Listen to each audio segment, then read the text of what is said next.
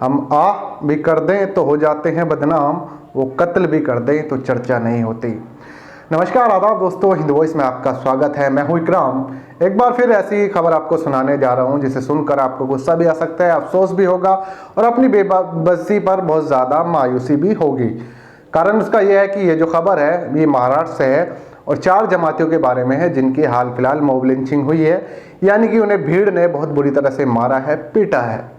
इस तरह की खबरें सुनाना तो नहीं चाहता हूँ, लेकिन जब आती हैं तो सामने बड़ा गुस्सा भी आता है और बड़ा अफसोस भी होता है कि आखिर ये सब हो क्यों रहा है। अभी आपने देखा होगा कि 2-2.5 महीने पहले पालघर में जब साधुओं की हत्या की, 2 भीड़ ने सिर्फ बच्चा चोरी के इल्ज़ाम में उन्हें पुलिस से छीना और उसके बाद उनकी बेदर्दी से पीट पीट कर हत्या कर दी गई। सारे देश ने अफसोस जताया, गुस्सा आया। यहाँ तक कि कुछ मीडिया चैनल ने सरकार को टारगेट करते हुए और एक विपक्ष को टारगेट करते हुए तमाम भला बुरा कहा और मीडिया में वो बहुत ज़्यादा सुर्खियों में वो खबर छाई रही। मैं ये नहीं कहता कि क्यों उस खबर को दिखाया गया है, दिखाना चाहिए था, अच्छी बात है। उस खबर लोगों के सामने गई कि इस तरह की आजकल हालात हो गए हैं कि लोग कानून को अपने हाथ में ले लेते हैं और जिसे मारना होता है मार देते हैं। डर किसी को है नहीं, खौफ है नहीं, ना कानून का है ना सरकार का है। जैसे मैं हर खबर में आपसे कहता हूँ कि मानसिकता ऐसी हो गई है, लोगों के अंदर खौफ नहीं रहा है, उन्हें जो करना होता है वो कर देते हैं। तो पालघर में जो लिंचिंग हुई थी वो हुई थी, लेकिन उसके नाम पे बहुत सारी राजनीति हुई। एक महिला को बहुत बुरा कहा गया, सोनिया गांधी को। एक पत्रकार है, रात दिन चिल्लाता रहा कि तुम बड़े खुश होंगे, तुम साधु की हत्या हो गई, बड़ा चिल्लाया। अब मेरा सवाल आपसे उनसे है कि ये खबर हुई है अभी 16 सितंबर को महाराष्ट्र में ही। वहाँ पर 2 लोग थे, यहाँ पर 4 हैं, जमात से जुड़े हुए लोग थे। उनके एक दोस्त का इंतकाल हो गया था, जा रहे थे, रास्ते में गाड़ी खराब हो जाती है, वो उसमें पानी डालने के लिए रुकते हैं। जब पानी लेने के लिए पास में एक पार्क जहाँ पर वो टंकी लगी हुई थी वहाँ जाते हैं तो वहाँ पर कुछ लोग आते हैं और उसके बाद उन्हें सीधा गाली गलौज करना शुरू कर देते हैं, क्योंकि उनकी दाढ़ी टोपी में दिख जाती है। गाली गलौज करते हैं। उसके बाद जब वो कहते हैं कि भाई क्या हुआ, हम आपको जानते नहीं पहचानते नहीं, प्रॉब्लम क्या आपकी, तो वो फ़ोन करते हैं और फ़ोन करने के बाद 8-10 लोग और आ जाते हैं हथियारों के साथ में। बुरी तरह से मारा पीटा जाता है उन्हें, बिना किसी के, बार ईंटों से मारा जाता है। 2 लोग बेचारे भाग कर किसी तरह खेतों में छिप जाते हैं, अपनी जान बचाते हैं। पिटते तो वो भी हैं, लेकिन जो 2 लोग हैं बाकी के, वो बुरी तरह अधमरे हो जाते हैं। ये खबर आपने कहीं सुनी? कहीं नहीं सुनी होगी। खाली आपको कुछ वेबसाइट पे मिलेंगी, महाराष्ट्र में कुछ लोकल अखबारों में मिलेंगी, या कहीं कोई ऐसा प्लेटफॉर्म जहाँ जिसे आप फॉलो करते हैं वहाँ आपको सुनने को मिल जाएगी। मैं आपको पूरी खबर आप पढ़ के बताता हूँ कि माजरा क्या है और कहाँ की घटना है, कौन से गाँव की घटना, कौन सा जिला है महाराष्ट्र का जहाँ पर ये सारी घटना हुई है। लेकिन वो बताने से पहले छोटी सी अपील है कि अगर अभी तक आपने हमारे चैनल हिंद वॉइस को सब्सक्राइब नहीं किया तो इसे सब्सक्राइब जरूर करें। साथ ही आप हमें फेसबुक पर फॉलो कर सकते हैं। अच्छी खबर पढ़ने के लिए आप हमें वेबसाइट पर जरूर फॉलो कीजिए। इसके अलावा आप हमें इंस्टाग्राम और ट्विटर भी फॉलो कर सकते हैं, यानी कि आप जो सोशल प्लेटफॉर्म पर जहां ज्यादा मौजूद रहते हैं आप फॉलो कर सकते हैं, हम आसानी से आप लोगों को मिल जाएंगे। अब चलते हैं इस खबर की तरफ। ये खबर कहाँ की है मैं आपको बता देता हूँ। देखिए, 4 लोग थे, जमात से जुड़े हुए थे, तबलीगी जमात से जुड़े हुए लोग थे। 16 सितंबर की रात लगभग 10 बजे ये लोग महाराष्ट्र के बीड एक जिला है, वहाँ का एक गाँव है होली, उस रात वहाँ से गुजर रहे थे। जो जैसे इन्हें जाना तो था जोगा एक गांव है, वहाँ जाना था। किसी दोस्त का इंतकाल हो गया था, यानी कि मौत हो गई थी, उसके अंतिम संस्कार में ये उसको मिट्टी देने के लिए इन्हें जाना था। तो ये लोग वहाँ जा रहे थे। इनका नाम था, एक का सुहेल तंबोली, असलम अथर, सैयद लेक, निज़ामुद्दीन काजी। ये लोग जब वहाँ से गुजर रहे थे तो रास्ते में जैसे मैंने आपको बताया कि इनकी गाड़ी खराब हो जाती है और ये एक पार्क के पास जहाँ पर टंकी लगी थी पानी लेने के लिए वहाँ पहुँच जाते हैं। तभी वहाँ पर 2 लोग आ जाते हैं बाइक पे, जिन्होंने भी एक गोल सी टोपी लगा रखी थी, कुछ अजीब से कपड़े पहने हुए थे उन्होंने। वो आए और सीधा इन्हें गाली गलौज, धर्म और दाढ़ी हुई टोपी वगैरह देख कर इनको गाली गलौज करने लगे। उसके बाद मारा पीटा, जैसे मैंने आपको बताया, बुरी तरह से मारा अधमरा हुआ। सुहेल बेचारा किसी तरह भाग के खेतों में छिप गया, अपनी जान बचाई, और दूसरा जो है असलम, वो भी उसने अपनी जान बचाई। उसके बाद जो बाकी 2 बचे उनको इन्होंने ईंट मार मार कर इतना घायल कर दिया कि वो बेहोश हो गए।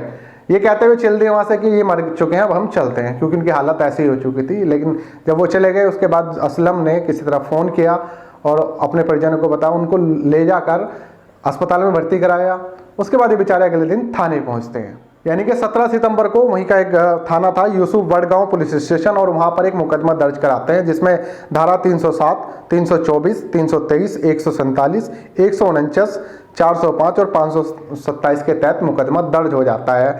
अगर मैं वहाँ के जो एपीआई हैं आनंद जोटे, उसकी अगर मानूँ तो उसका कहना है कि नारायण धनराज गुगे और राहुल तुकाराम, ये 2 ऐसे लोग थे जिनको पुलिस ने अभी गिरफ्तार कर लिया और जेल भेजने की तैयारी चल रही है। अब तक जेल जा चुका होगा, क्योंकि ये खबर 2 दिन बाद मैं आप लोगों के सामने पढ़ रहा हूँ। 16 सितंबर की खबर थी, 17 सितंबर को ये खबर सामने आई थी।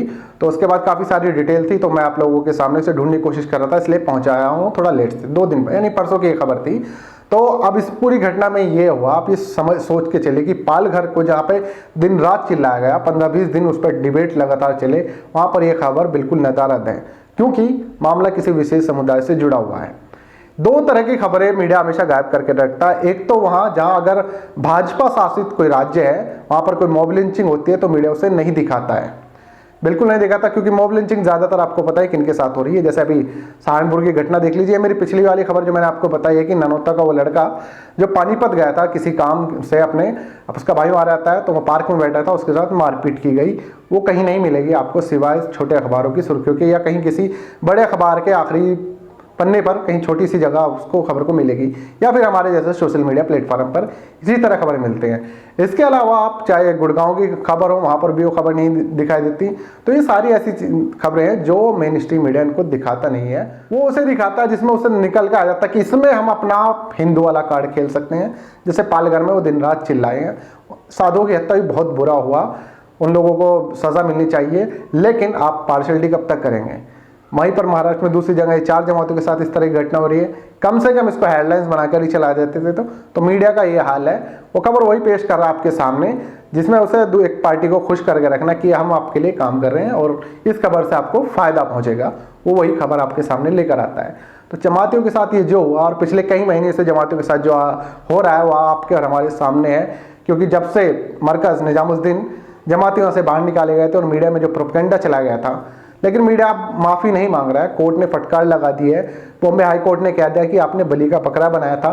तमाम कोर्ट, दिल्ली की हो, मुंबई की हो, मद्रास की हो, सबने बरी कर दिया जमातियों को। यहाँ की तक की जो विदेशी जमात के नागरिक थे उन्हें उनका पासपोर्ट वापस दे दिया गया, उनसे माफ़ी मांगने को कहा गया कि आप इनसे माफ़ी मांगिए, लेकिन ना प्रशासन और ना मीडिया कोई माफ़ी मांगने के लिए तैयार नहीं है।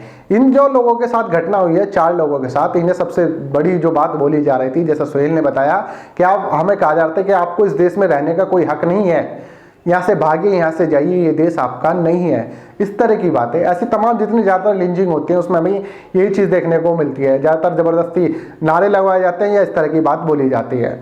तो ये सब हो रहा है। आप लोग क्या कहना है नीचे कमेंट कर सकते हैं, इस खबर को ज़्यादा शेयर कर सकते हैं और हमसे जुड़े रहने के लिए चैनल को सब्सक्राइब कीजिए। मिलता हूँ आपसे अगले अपडेट में।